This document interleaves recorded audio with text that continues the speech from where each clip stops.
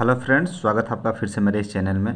तो आज हम स्टार्ट करेंगे पॉलिटी का चैप्टर 1 स्टार्ट करेंगे। ठीक है ना। पॉलिटी का चैप्टर 1 स्टार्ट करेंगे जिसका नाम है शीत युद्ध का दौर। ये बुक फर्स्ट है। बुक का नाम है समकालीन विश्व राजनीति। ठीक है ना। समकालीन विश्व राजनीति क्लास 12 की बुक है ये, और चैप्टर 1 स्टार्ट हम आज करेंगे ये टॉपिक। तो आइए शुरू करते हैं चैप्टर 1 का। शुरू करने से पहले आपको बता दूं कि अगर आपको कोई परेशानी होती है तो इस नंबर पर कॉल करेंगे और उसका सॉल्यूशन पाएंगे। ठीक है ना। तो आइए शुरू करते हैं चैप्टर 1 शीत युद्ध का दौर। ठीक है। तो शीत युद्ध क्या है, सबसे पहले का बात आता है कि शीत युद्ध आखिर है क्या। ठीक है ना। तो शीत युद्ध क्या है, तो देखिए कि शुरुआत में जब यूएसएसआर और अमेरिका ये दो देश थे। ठीक है ना। सबसे ताकतवर दो देश थे ये। तो इन दोनों के बीच में क्या हुआ था कि एक तो इन दोनों के बीच में सबसे पहले क्या था, हथियार बन चुका था, यानी हथियार बनाए जा चुके थे। कौन सा? Atom bomb. ठीक है ना। यानी परमाणु बम बनाए जा चुके थे, दोनों के पास थे एटम बम। ठीक है ना।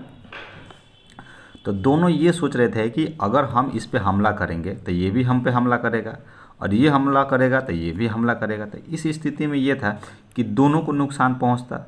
ठीक है ना। तो दोनों को नुकसान पहुंचता। तो इस स्थिति में दोनों क्या थे कि हथियार से युद्ध ना कर कर वार्तालाप द्वारा युद्ध करते थे। ठीक है ना। क्या करते थे? वार्तालाप द्वारा युद्ध करते थे। यानी दोनों एक दूसरे के ऊपर दबाव बनाए रखते थे, जिससे लगता था कि अब युद्ध हो जाएगा, अब युद्ध हो जाएगा, लेकिन युद्ध होता नहीं था। इसी को बोले हम शीत युद्ध। ठीक है ना। तो आइए क्वेश्चन में क्या कहता है, आंसर में क्या कहता है, इसको देखते हैं। ठीक है। शीत युद्ध क्या है? तो शीत युद्ध से हमारा मतलब ये है कि दो देशों, ठीक है ना, या दो से अधिक देशों के बीच क्या हो, वातावरण तनावपूर्ण हो। ठीक है ना। यानी लगे कि अब कुछ हो जाएगा, अब युद्ध हो जाएगा, अब युद्ध हो जाएगा, लेकिन युद्ध ना हो। ठीक है ना। ये स्थिति कब उत्पन्न हुई थी? तो द्वितीय विश्व युद्ध के बाद यह स्थिति उत्पन्न हुई थी। किन के बीच में? सोवियत संघ और अमेरिका के बीच में। ठीक है। और दोनों के बीच में क्या था कि जो स्थिति थी वो टकरावपूर्ण स्थिति थी, लेकिन युद्ध नहीं होता था। ठीक है ना। इसी को क्या बोलते थे? शीत युद्ध। ठीक है। चलिए नेक्स्ट क्वेश्चन पे चलते हैं, 2 नंबर पे। 2 नंबर क्वेश्चन का रहा है कि शीत युद्ध का अर्थ एवं इसके उदय के कारण बताएं। तो देखिए उदय इसका हुआ था 1945 में, जो दूसरा युद्ध समाप्त हुआ उसके बाद से इसका उदय हुआ था। ठीक है। इसी में क्या था कि विचित्र विचित्र प्रकार की चीज़ें उत्पन्न हो गई थी। ठीक है। इसमें क्या था कि अभी शुरुआत में हम आपको बताएं कि जो दो महाशक्तियाँ थी, अमेरिका और रूस, ये दोनों क्या थे कि ये दोनों तो एक ताकतवर देश बन के उभरे थे। ठीक है ना। शीत युद्ध के बाद यूएसएसआर, और जिसको सोवियत संघ बोलते थे, और इसको अमेरिका, ये दो ऐसे देशें थी जो द्वितीय विश्व युद्ध के बाद सबसे ज़्यादा ताकतवर बन के उभरी थी। ठीक है ना। और 1945 में जो दूसरा विश्व युद्ध हुआ था उसके बाद इन दोनों का उदय हुआ। ठीक है ना। इसके पहले ये उतना ज़्यादा ताकतवर नहीं थे, लेकिन इसके बाद में सारे देश, जब मान लीजिए कि बहुत सारा समाज हो, बहुत सारे समाज हो, और सारे समाज में अगर 2 व्यक्ति या 1 व्यक्ति अमीर, बहुत ज़्यादा अमीर निकले, तो उसको क्या बोलेंगे कि यही अमीर है। ठीक है ना। तो उसी प्रकार ये था। तो द्वितीय विश्व युद्ध के बाद ये दोनों क्या निकले, अमेरिका और यूएसएसआर। ठीक है ना। ये दोनों मतलब सबसे ज़्यादा ताकतवर बनकर निकले। ठीक है। उसी के बाद क्या हुआ कि यहाँ पे देखेंगे, बोल रहे हैं कि उसके बाद विचित्र स्थितियाँ पैदा हो गई।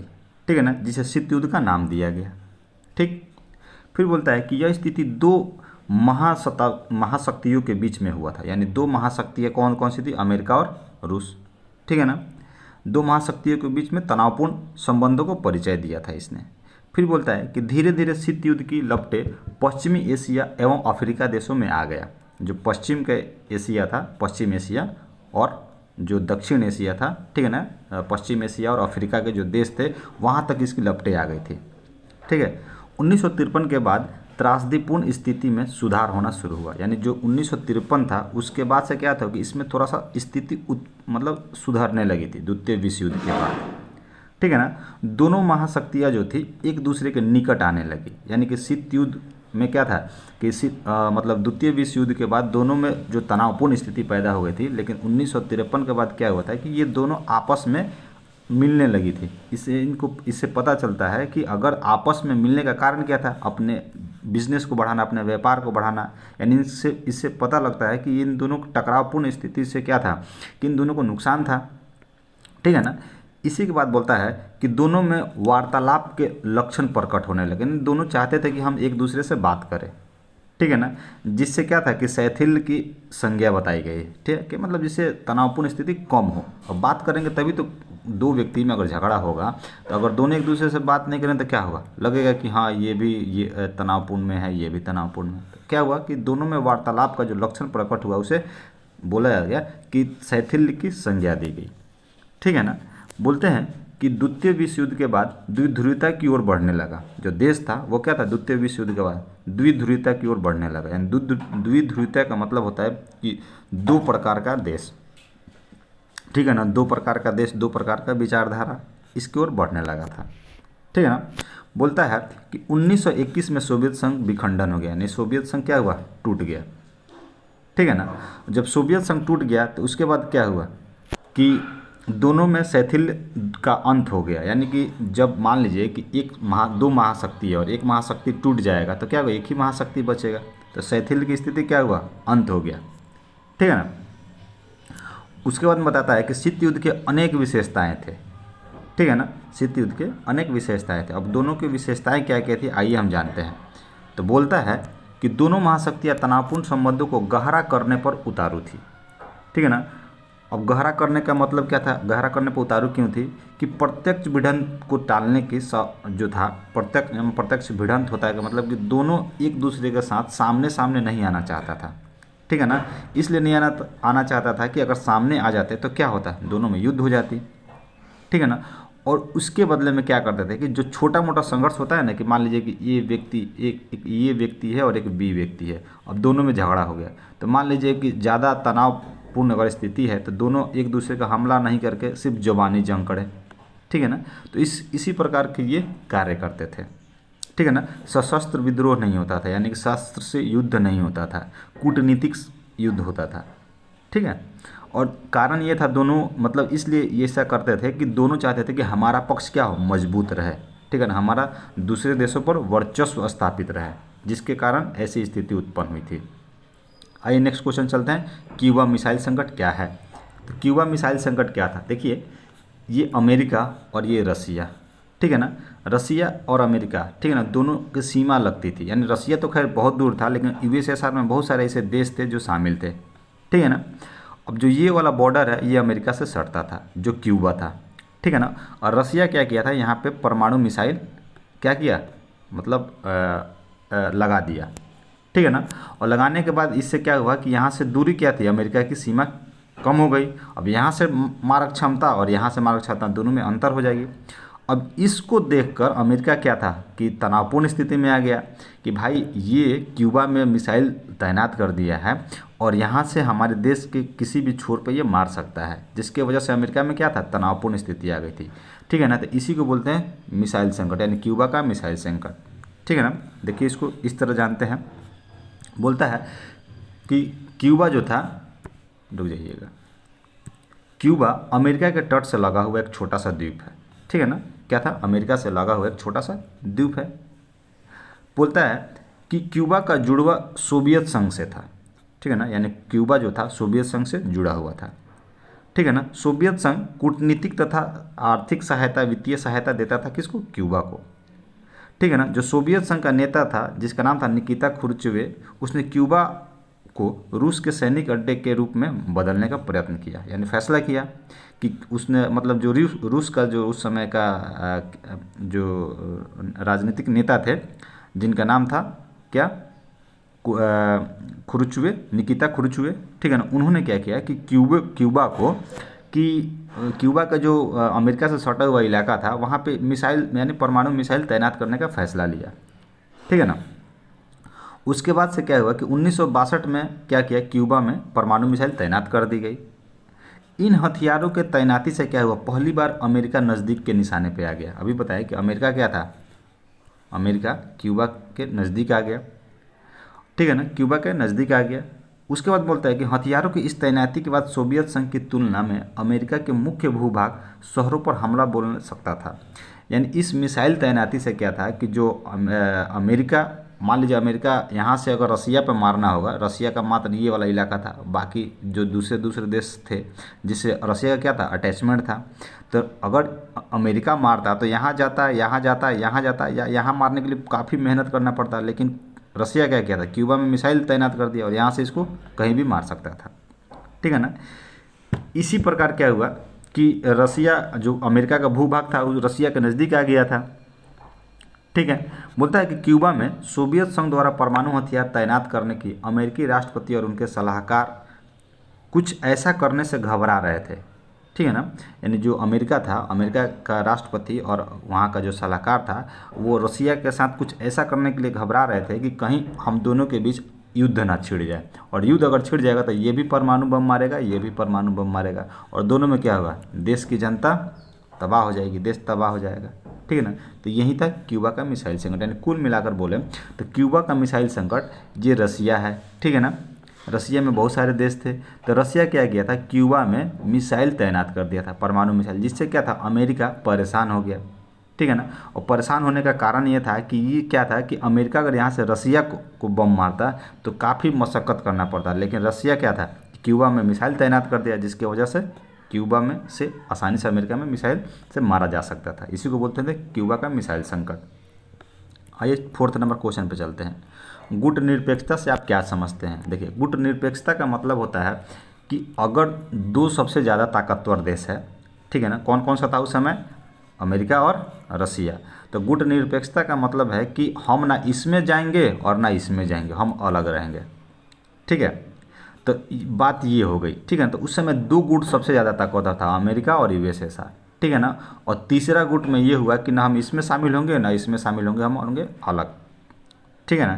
तो इसी को बोलते थे हम गुट निरपेक्षता। आइए इसको इस तरह समझते हैं, क्वेश्चन के माध्यम से बोल रहा है कि गुट निरपेक्ष जो सैन्य गुटों से अलग रहना, यानी कि हम आपके सैनिक में शामिल नहीं होंगे, अलग रहेंगे। ठीक है। बोलता है कि द्वितीय विश्व युद्ध के बाद विश्व दो महाशक्तियों के बीच बंट गया था। दो महाशक्तियाँ कौन कौन सी थी, अमेरिका और यूएसएसआर। ठीक है ना। नए नए जो स्वतंत्र हुए थे देश, यह निर्णय लिया कि वह किसी भी गुट में शामिल नहीं होंगे। ठीक है ना। दो सबसे ताकतवर देश था अमेरिका और यूएसएसआर, और जो नया नया अंग्रेजों से गुलामी से जो आज़ाद हुए थे वो चाहते थे कि हम इस गुट में नहीं रहे, हम स्वतंत्र रहें। ठीक है ना। अब आता है कि भारत द्वारा गुटनिरपेक्ष नीति को लागू करने एवं अपनाने के निम्न कारण थे। अब भारत क्यों अपनाया था इसके बारे में बताता है। तो भारत बताता है कि स्वतंत्रता प्राप्ति के बाद बने गुटों से दूर रहना चाहता था। भारत एक तो नया नया आज़ाद हुआ था और ये नहीं चाहता था कि हम फिर से किसी के मतलब अंडर चले जाए ताकि गुलाम हो जाए। तो भारत क्या था कि अलग रहना चाहता था स्वतंत्रता प्राप्ति के बाद। वो अपनी जो विदेश नीति थी उसको स्वयं देखना चाहता था, और भारत शीत युद्ध से भी दूर रहना चाहता था। ठीक है। तो ये भारत के पक्ष की बातें थी, और गुट निरपेक्षता के मतलब समझ ही गए कि क्या होता है। अब आते हैं गुट निरपेक्ष आंदोलन क्या है, भारत ने गुट निरपेक्षता की नीति क्यों अपनाया था। ठीक है। तो गुट निरपेक्ष आंदोलन यहाँ पे देखिए बोलता है कि प्रारंभ में गुट निरपेक्षता की नीति भारत की विदेश नीति का सार था। यानी जो गुट निरपेक्षता नीति थी वो भारत क्या था, एक कूटनीतिक तरीका अपनाया था। ठीक है। शीघ्र क्या हुआ कि बहुत जल्दी यानी शीघ्र ही अनेक देश इस नीति को अपनाने लगे थे। अब लगा कि भाई हम दो शक्तियों में नहीं रह सकते, हम अलग अपना रहेंगे। तो क्या हुआ कि इसके वजह से अलग अलग जो देश थे इस नीति को अपनाने लगे थे। ठीक है ना। देखते ही देखते क्या हुआ कि गुटनिरपेक्ष नीति में क्या हुआ कि अनेक बहुत बड़ा एक आंदोलन का रूप धारण कर लिया। ठीक है। इसके जो प्रवर्तक थे वो उसको मेन माना जाता था नेहरू को, लेकिन इसमें नेहरू थे, नासिर थे, टीटो थे, ये अलग अलग देश के थे लोग। ठीक है ना। ये क्या था, इनके प्रयासों से गुटनिरपेक्ष आंदोलन का आरंभ हुआ। ठीक है ना। और कब हुआ था, 1961 में, और उस समय 25 देश इसमें शामिल हो गए थे। और जो पहला गुटनिरपेक्ष शिखर सम्मेलन था वो कहाँ पे हुआ था, बेलग्रेड में हुआ था। ठीक है। अब बोलता है कि गुटनिरपेक्ष आंदोलन में नेहरू जी का स्थान सर्वोपरि था। अभी हमें बताएं कि गुटनिरपेक्षता की शुरुआत किसने की थी, नेहरू जी ने, कि ना हम इसमें रहेंगे ना इसमें रहेंगे, हम अलग रहेंगे। ठीक है। फिर बोला जाता है कि उन्होंने निशस्त्रीकरण का समर्थन और साम्राज्यवाद का विरोध किया था। निशस्त्रीकरण का मतलब होता है कि आपके पास हथियार यानी खतरनाक हथियार नहीं रहना चाहिए, कि हथियार आप नहीं रखिए, आप निशस्त्र रहिए, क्योंकि हथियार रहेगा तो आक्रमण करेंगे तो समाज क्या होगा, विनाश हो जाएगा। और साम्राज्यवाद का विरोध किया, यानी साम्राज्यवाद का मतलब है कि किसी के ऊपर अत्याचार करना या राजतंत्र वाला, उसका क्या किया, विरोध किया। उसके बाद बताता है तो गुटनिरपेक्ष देशों का सम्मेलन समय समय पर किसी जो भी सहयोगी देश है वहाँ पे होता रहता है। ठीक ठीक है ना। गुटनिरपेक्ष आंदोलन माने गुटनिरपेक्ष देश जो हैं उसका सम्मेलन किसी न किसी देश में यानी जो उसके सदस्य हैं वहाँ पे होता रहता है, ठीक है। बोलता है कि भारत ने अन्य देशों की सहायता से गुटनिरपेक्ष आंदोलन को अस्तित्व प्रदान किया, यानी बहुत सारे जो देश इसमें मिल गए, जिससे क्या हुआ कि भारत ने उसको और आगे बढ़ाया। बोलता है कि भारत आरंभ से ही इस आंदोलन का समर्थक रहा है, यानी किसका समर्थक रहा है? गुटनिरपेक्ष आंदोलन का समर्थक रहा है। इसके जो महत्व हैं वो निम्नलिखित हैं। अब क्या है कि उपनिवेशवाद को समाप्त करने का, निशस्त्रीकरण को लागू करना और शांति स्थापना करना, और अंतर्राष्ट्रीय संस्थाओं को लोकतांत्रिक स्वरूप प्रदान करना, यानी कि उपनिवेशवाद को समाप्त करना है कि जो किसी का गुलाम है उसको समाप्त कर दिया जाए, निशस्त्रीकरण को लागू करना और शांति स्थापना करना, यानी कि हथियार को क्या करना?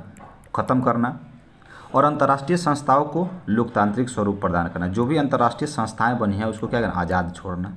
ये सब चीज़ें लागू की गई थी। आइए छठे नंबर क्वेश्चन पे चलते हैं। छठा नंबर क्वेश्चन क्या कहता है?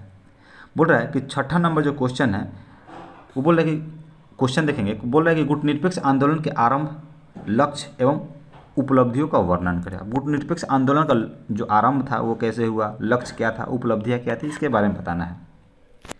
आइए देखते हैं। बोल रहा है कि गुटनिरपेक्ष आंदोलन का आरंभ, तो गुटनिरपेक्षता आरंभ में मात्र भारत की विदेश नीति थी, ठीक है ना। गुटनिरपेक्षता मात्र भारत की विदेश नीति थी उस समय। शीघ्र ही क्या हुआ कि अनेक देश इसमें शामिल होने लगे, और देखते ही देखते क्या हुआ, गुटनिरपेक्ष आंदोलन एक आंदोलन का रूप धारण कर लिया, ठीक। जो इसमें व्यक्ति थे नेहरू, नासिर, टीटो, इनके प्रयासों से क्या हुआ, ये आंदोलन अपने शिखर पर पहुंच चुका था, ठीक।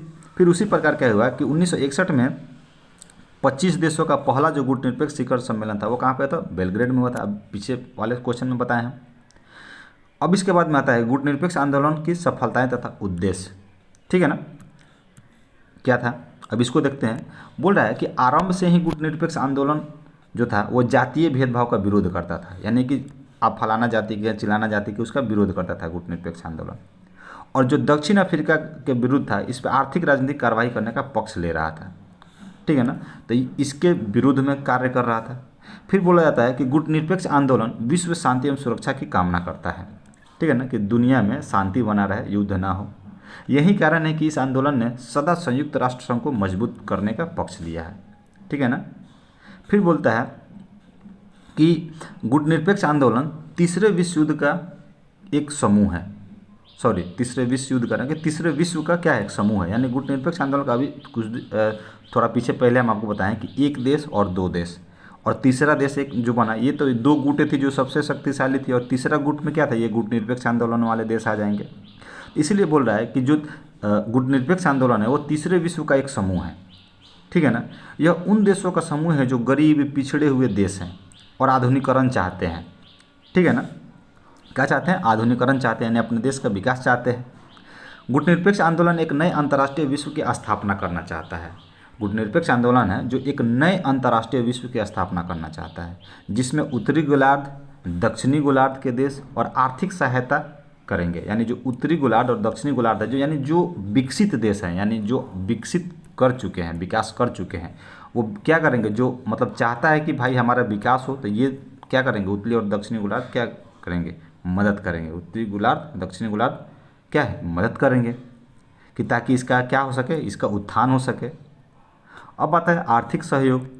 आर्थिक सहयोग तो गुटनिरपेक्ष आंदोलन विश्व में बोलता है कि देशों के बीच तनाव को दूर करता है। यानी कि अगर दो देश हैं या तीन देश है, अगर इन तीनों में या दोनों में क्या है, तनावपूर्ण स्थिति है, तो गुटनिरपेक्ष आंदोलन क्या करता है, इन दोनों के तनाव को दूर करता है, ठीक है ना। जिससे युद्ध नहीं होता है, शांति बहाल रहती है, ठीक है ना।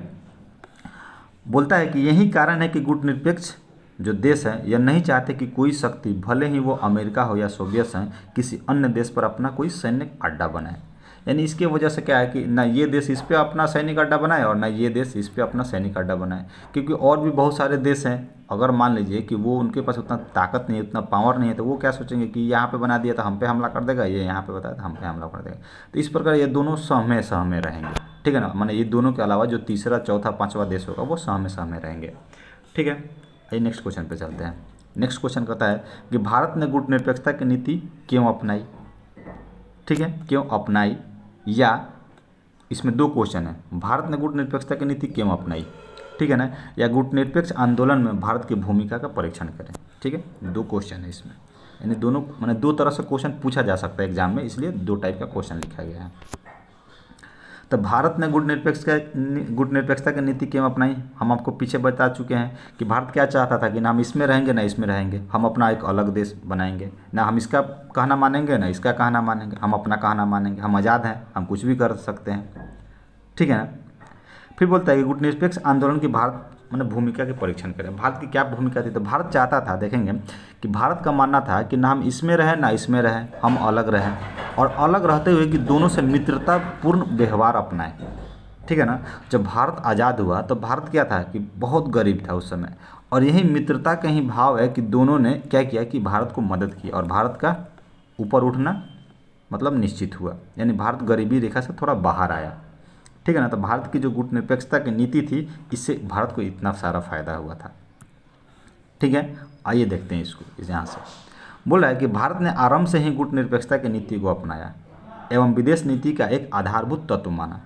बोलता है कि संयुक्त राज्य अमेरिका तथा सोवियत संघ दोनों के साथ ही मित्रता संबंध बनाए रखने की नीति अपनाई। ठीक है, अभी बताएं कि क्या था गुटनिरपेक्षता की नीति अपनाकर भारत ने क्या किया, दोनों के साथ मित्रता व्यवहार अपनाया था। ठीक है ना। बोलता है कि भारत दोनों में से किसी को सैनिक गठबंधन में सम्मिलित नहीं हुआ, मतलब कि अपना सैनिक इसको देना नहीं चाहता था, ना अमेरिका को ना यूएसएसआर को। ठीक है। फिर बोलता है कि भारत के हितों की प्राप्ति में सहायता।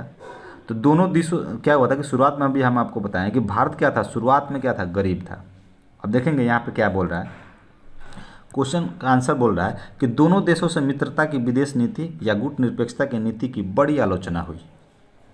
ठीक है, किसका आलोचना हुआ, भारत का आलोचना हुआ कि क्या है कि दोनों से मित्रता भी करता है और अलग, और इसका नीति भी थोड़ा अलग है। फिर बोलता है कुछ ने इसे अलगाववाद की नीति कहा, किसको, भारत को। बोला कि गुटनिरपेक्षता की नीति तो अपना ही रहा है और दोनों से मित्रता भी किया और गुटनिरपेक्षता भी कर रहा है, इसलिए कुछ देशों ने बोला कि ये अलगाव की नीति अपना रहा है। ठीक है ना।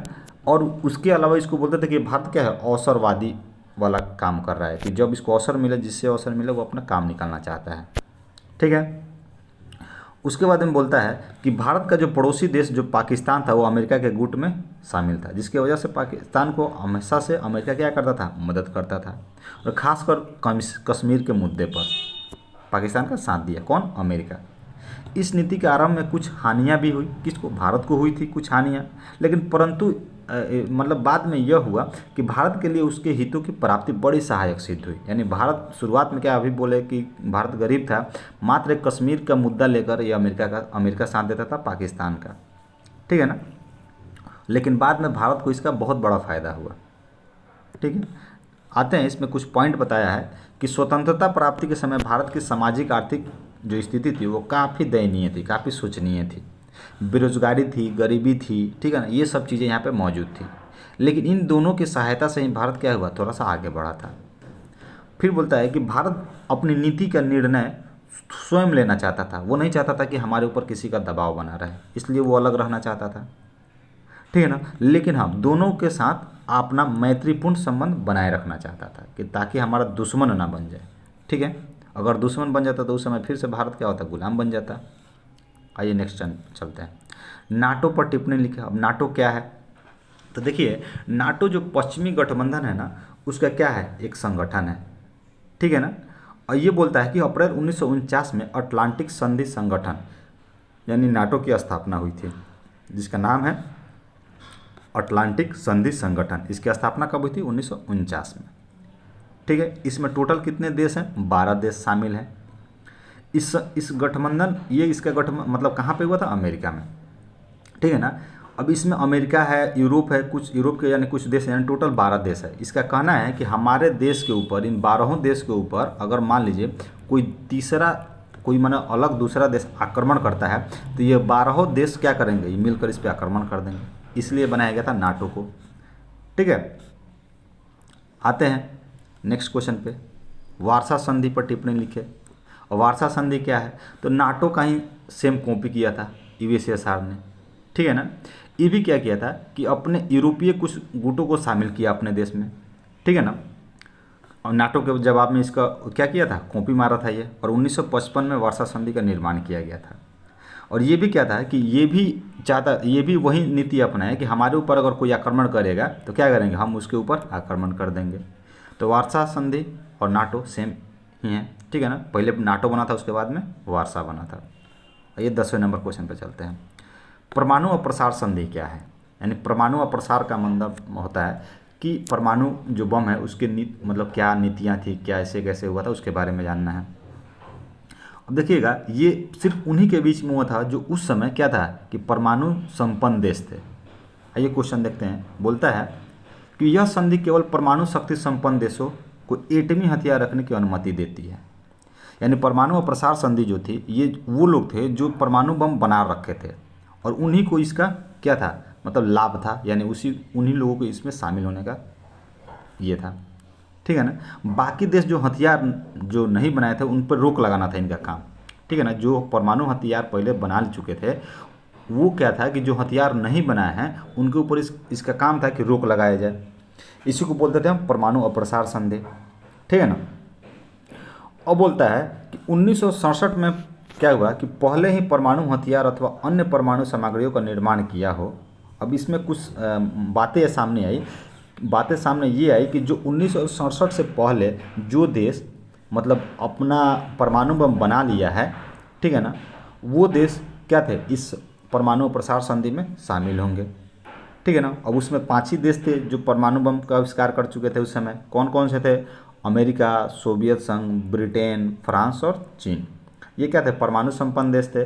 और ये 5 जो देश थे ये चाहते थे कि कोई छठा देश परमाणु हथियार नहीं बनाए, और बनाए तो उसके ऊपर हम क्या करें, रोक लगाए, ठीक है ना, रोक लगाए। इसी वजह से जब भारत पहला परमाणु बम बनाया था तो भारत पे क्या करता कि क्षण क्षण क्या था, क्षण यानी मिनट मिनट सेकंड सेकंड का ध्यान रखा जाता था, ठीक है ना, कि कहीं भारत, क्योंकि पोखरण में जो इसका परीक्षण हुआ था वहाँ पे इस मतलब अमेरिका को पता चल गया था क्या कि भारत परमाणु बम बना रहा है, ठीक है ना। और हर घंटा के बाद सैटेलाइट इंडिया के इस सीमा में आती थी, ठीक है ना। तो बड़ी चुपचाप से क्या किया गया था, बनाया गया था इंडिया का पहला परमाणु बम। तो ये है परमाणु प्रसार संधि। नेक्स्ट आते हैं वांडुक सम्मेलन पर संक्षिप्त में टिप्पणी लिखिए। और वांडुक सम्मेलन क्या है इसके ऊपर जानते हैं। तो बोल रहा है कि वांडुक की स्थापना कब हुई थी? अप्रैल 1955 में, ठीक है ना। इसमें बता रहा है कि एशिया और अफ्रीका राष्ट्रों का एक सम्मेलन होगा जिसमें 29 देशों के प्रतिनिधियों ने भाग लिया, ठीक है। कितने देशों ने भाग लिया था? वांडुक के बारे में जाना, वांडुक, ठीक है ना। अप्रैल 1955 में वांडुक स्थान में एशिया और अफ्रीका के राष्ट्रों का सम्मेलन होगा जिसमें 29 देश शामिल थे। कितने देश शामिल थे? 29 देश शामिल थे। और कब हुआ था? 1955 में हुआ था, ठीक है ना। बोल रहा है कि इस सम्मेलन में जो उपस्थिति सभी देश थे वो पंचशील के सिद्धांतों को स्वीकार करके साथ साथ इसका विस्तार किया, अर्थात 5 सिद्धांत की स्थापना की गई। यानी इसमें क्या था कि ये इसको पंचशील मतलब एक सदस्य था जो क्या था कि इसमें बताया गया कि जो 5 सिद्धांतें दी गई थी उसका पालन करना है इसमें, ठीक है ना।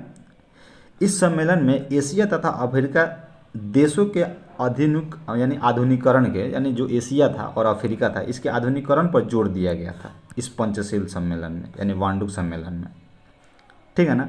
इसमें बताया गया है कि अनावश्यक अनुसरण न करने पर बल दिया जाए और इस सम्मेलन में सभी राज्यों की पूर्ण प्रभुत्व संपन्नता और राष्ट्रीय सीमाओं में की रक्षा करने की, किसी राज्य पर सैनिक आक्रमण न करने की तथा किसी राज्य से आंतरिक मामलों में हस्तक्षेप न करने पर बल दिया जाए। यानी इसमें टोटल मिलाकर बोला गया इस वांडुक सम्मेलन में कि ये जो पंचशील देश थे इसमें 5 ऐसी चीज़ें बताई गई कि 5 ये कार्य करना है, ठीक है ना। यानी जो विकसित देश हैं, ठीक है ना, वो विकासशील देश की मदद करें।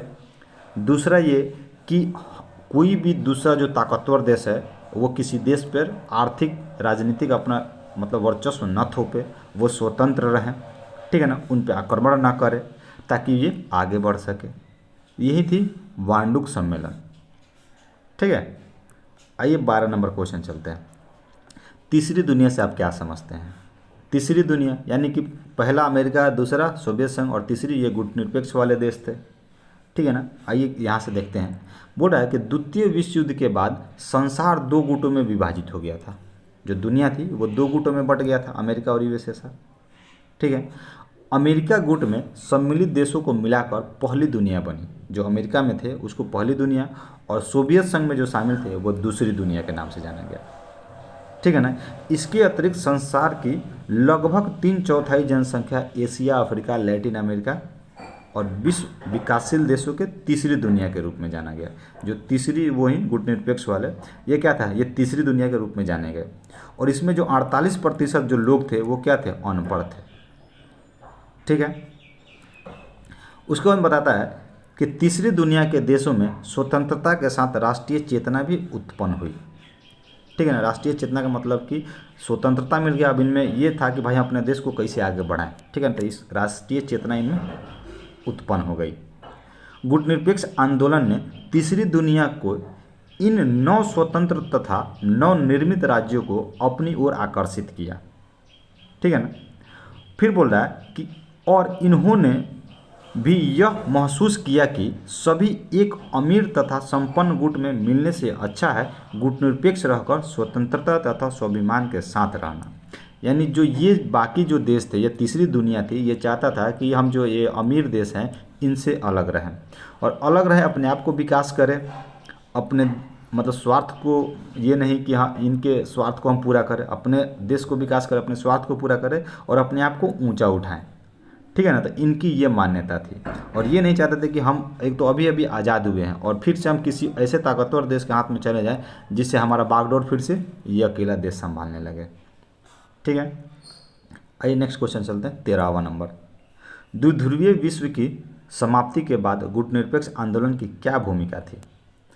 अब जब देखिए, जब दो ध्रुवीय यानी कि दो ध्रुवीय विश्व की समाप्ति यानी एक रसिया ख़त्म हो गया, ठीक है ना। तो उसके बाद से इसके बारे में क्या जानना है कि द्विध्रुवीय विश्व की समाप्ति के बाद गुटनिरपेक्ष आंदोलन की क्या भूमिका थी, ठीक है ना। यानी जो दो देश में एक देश समाप्त हो गया, यानी इसका जब समापन हो गया तो उसके बाद क्या राजनीतिक आंदोलन या भूमिका थी उसके बारे में बताना है। तो बोल रहा है कि दूसरे विश्व युद्ध की समाप्ति के बाद विश्व द्विध्रुवीय की हो गया था। यानी दूसरा विश्व युद्ध जब समाप्त हुआ था तो विश्व 2 भागों में बंट गया था।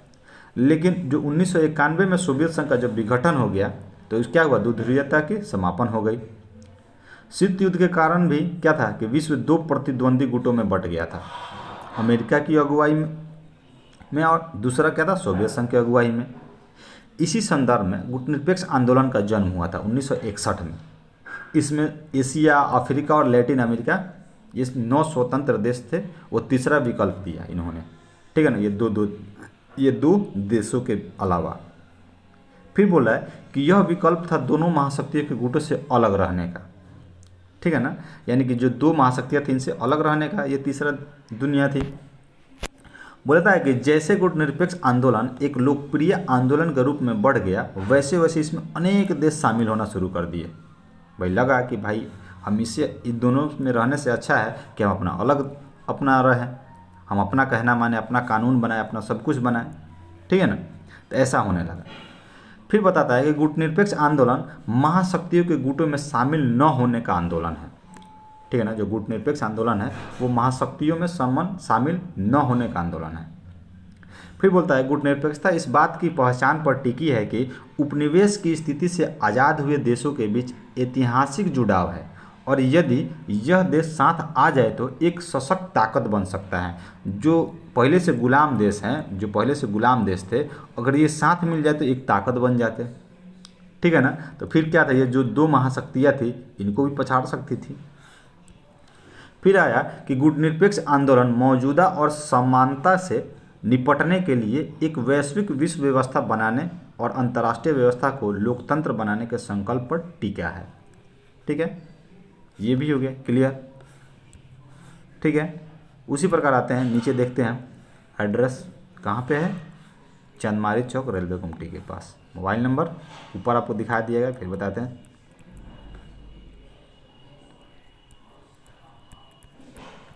कॉल करके पूछ सकते हैं परेशानी। Thank you.